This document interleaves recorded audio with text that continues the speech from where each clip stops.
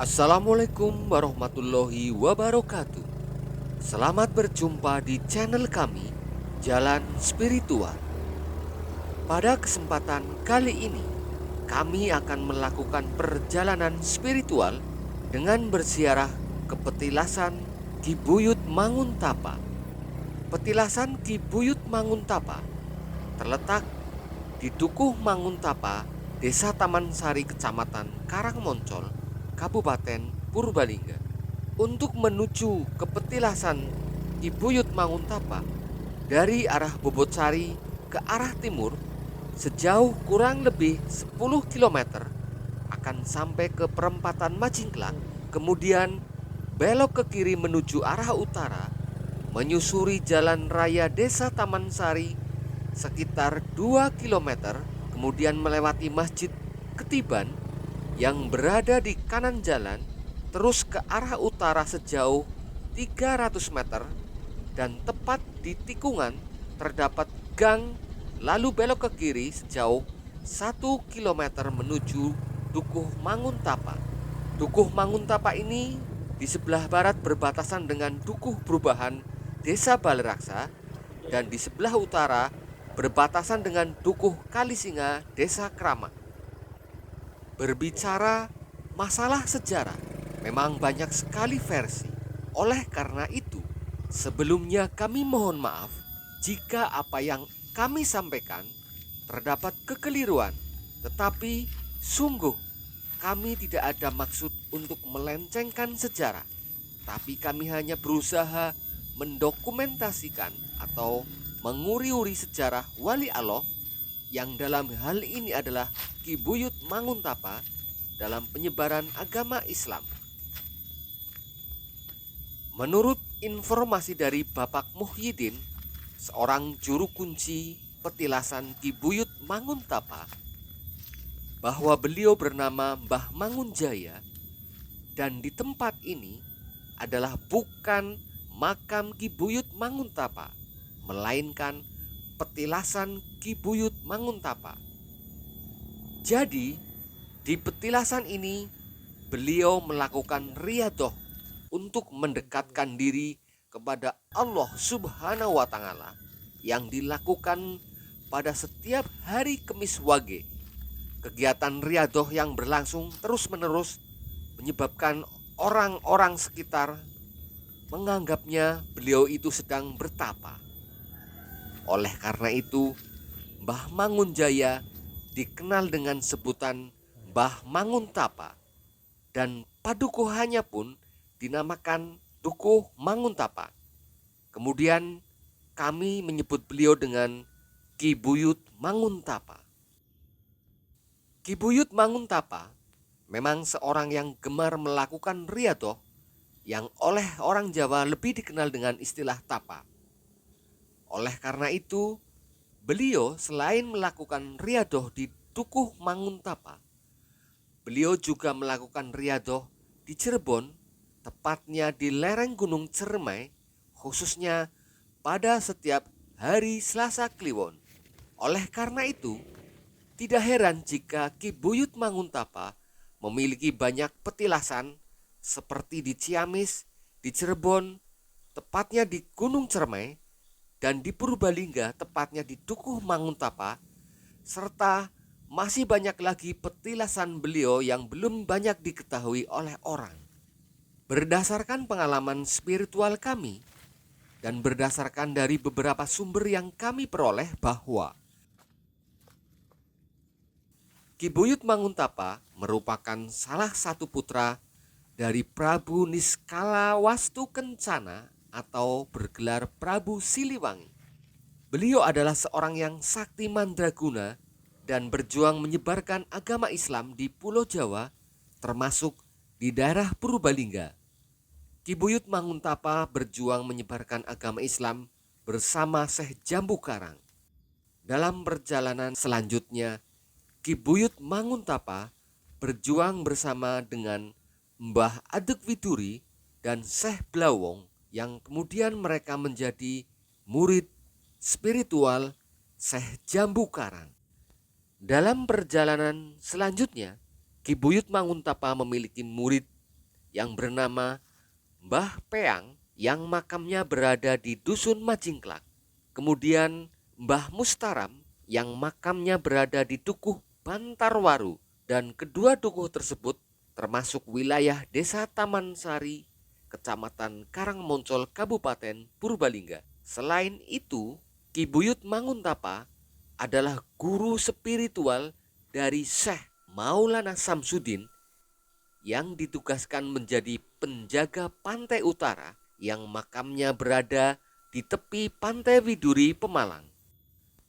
Selain beliau memiliki murid-murid yang menjadi tokoh hebat penyebar agama Islam, beliau juga menciptakan ilmu mantra asmara dan ilmu jaran goyang yang di dalamnya berisi kekuatan untuk menarik simpati orang lain, atau dalam ilmu spiritual dikenal dengan istilah pengasihan.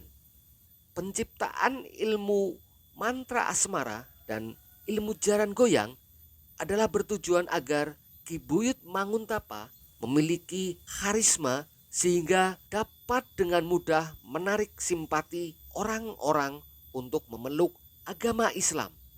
Oleh karena itu tidak heran jika Ki Buyut Manguntapa berhasil menyebarkan agama Islam di berbagai daerah dengan mudah.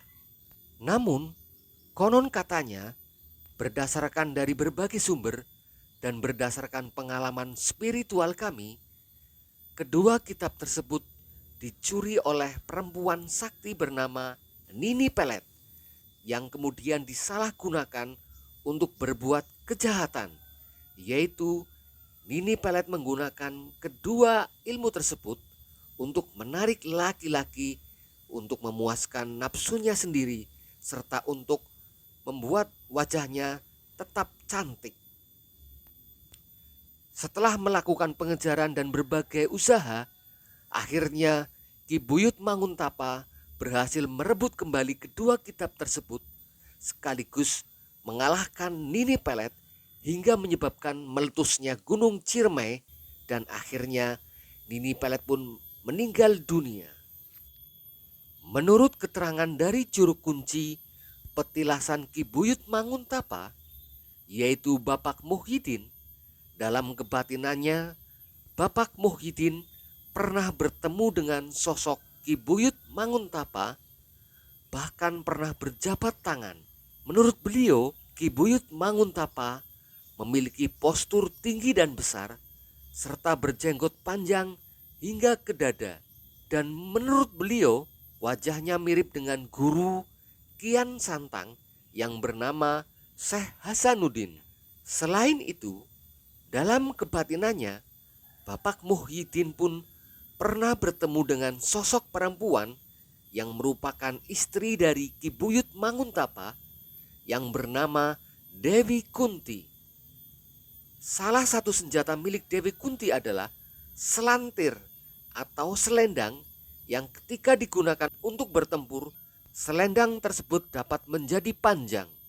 Ada beberapa kisah menarik di petilasan Ki Buyut Manguntapa yang diceritakan oleh juru kunci Bapak Muhyiddin. Suatu ketika ada dua orang yang berkunjung ke petilasan Ki Buyut Manguntapa. Kedua orang tersebut pun melakukan doa didampingi oleh Bapak Muhyiddin. Dalam perjalanan doanya, Bapak Muhyiddin melihat tubuh kedua orang tersebut gemetar dan mengeluarkan keringat yang banyak sekali. Dan tiba-tiba kedua orang tersebut terjengkel tepat di hadapan Bapak Muhyiddin.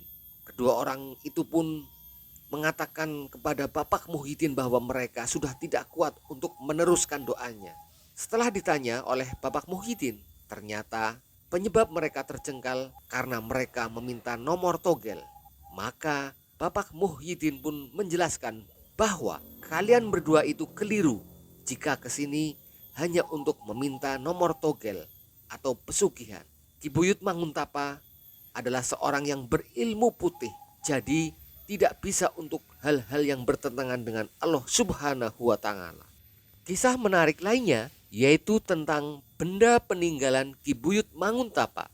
Ki Buyut Manguntapa memiliki beberapa benda peninggalan, di antaranya badong kudi celancangan, pecut, gali asem, dan klambi kerai. Benda peninggalan Ki Buyut Mangutapa tersebut dipelihara oleh keturunannya yang entah sudah sampai udek-udek atau gantung siwur yang bernama Nyai Majaleksana.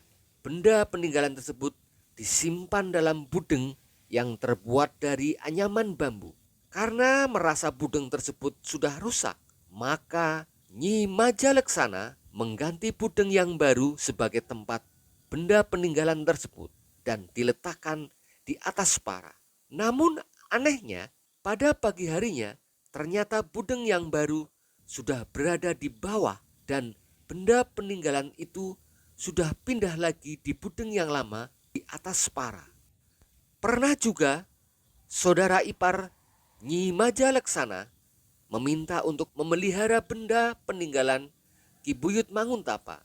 Namun setelah saudara ipar Nyi Majaleksana dipinjami benda peninggalan tersebut, tiba-tiba orang tersebut mengalami sakit lumpuh mendadak hingga sampai 3 tahun. Kemudian suatu ketika ada seorang yang pintar mengatakan bahwa benda peninggalan Ki Buyut Manguntapa agar segera dikembalikan kepada Nyi Majaleksana. Orang tersebut pun segera menuruti dan benda peninggalan Ki Buyut Manguntapa pun dikembalikan. Begitu benda peninggalan Ki Buyut Manguntapa dikembalikan kepada Nyi Majaleksana, seketika itu juga penyakit lumpuh pun sembuh dan orang itu pun langsung bisa beraktivitas seperti biasa. Demikian perjalanan spiritual kami ke petilasan Ki Buyut Manguntapa. Dapat disimpulkan bahwa pertama, benda peninggalan sebaiknya dipelihara oleh orang yang memang benar-benar keturunan dari orang yang memiliki benda tersebut. Simpulan yang kedua adalah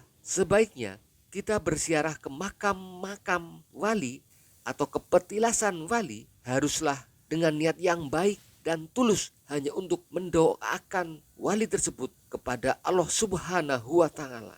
Sekian perjalanan spiritual kami ke petilasan Ki Buyut Manguntapa. Semoga bermanfaat. Selamat berjumpa di perjalanan spiritual kami selanjutnya. Wassalamualaikum warahmatullahi wabarakatuh.